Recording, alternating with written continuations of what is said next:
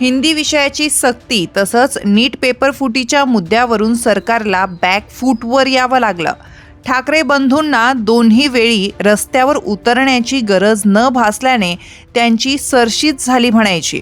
पण तरीही त्यांना श्रेय मिळू नये म्हणून सरकारने पुरेपूर काळजी घेतल्याचं दिसून आलं.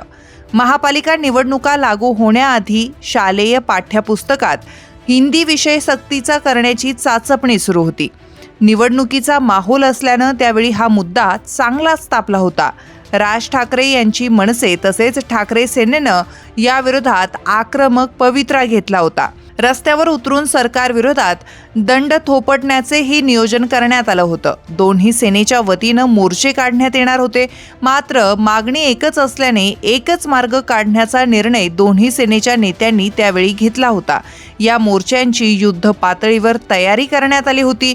मात्र प्रत्यक्षात मोर्चाचा दिवस उजडण्याच्या एक दिवस आधीच सरकारने हिंदी सक्तीचा निर्णय मागे घेतला. अगदी वेळेवर निर्णय घेण्यात आल्यानं सरकारला बॅकफूटवर यावं लागलं असाच अर्थ त्यावेळी काढण्यात आला होता. तर दुसरीकडे ठाकरे बंधूंची सरशी झाली अशा चर्चा देखील त्यावेळी रंगली होती.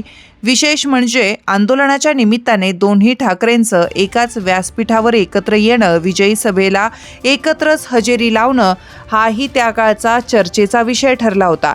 ठाकरे ब्रँडची मोठ्या प्रमाणात महाराष्ट्रभर चर्चा झाली होती. निवडणुकीनंतर हेच ठाकरे पुन्हा एकदा एकत्र दिसले. निमित्त ठरलं नीट पेपर फुटीचं. या प्रकरणात केंद्रीय मंत्री धर्मेंद्र प्रधान यांनी राजीनामा द्यावा म्हणून कॉक्रोच जनता पार्टीने दिल्लीत मोठ्या प्रमाणात आंदोलन उभारलं होतं. उद्धव ठाकरेंनी आंदोलनाला प्रत्यक्ष भेट दिली होती. तर मनसे अध्यक्ष राज ठाकरे हेही आंदोलनकर्त्यांच्या पाठीशी होते. तरुणाई एकवटल्याने केंद्र सरकारला प्रधान यांचा राजीनामा घेणं भाग पडलं. याही प्रकरणात सरकारला बॅकफूटवर यावं लागल्याचं दिसून आलं. कारण ठाकरे बंधूंनी आधीच आंदोलनाच्या समर्थनार्थ भूमिका घेतली होती. तर विद्यार्थी मागे हटण्याच्या मूडमध्ये नव्हते.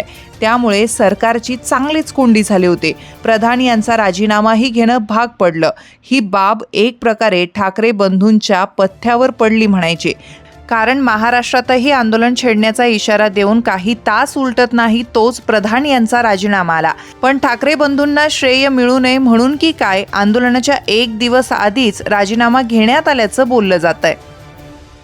तुमच्या भागातील प्रत्येक बातमी पाहण्यासाठी तसेच अशाच ताज्या आणि विश्वासार्ह घडामोडींसाठी उत्तर महाराष्ट्र न्यूज नेटवर्क सोबत जोडलेले रहा. सोबतच फेसबुक, इंस्टाग्राम आणि यूट्यूबवरही आम्हाला लाईक आणि शेअर तसेच सबस्क्राईब आणि फॉलो करायला विसरू नका.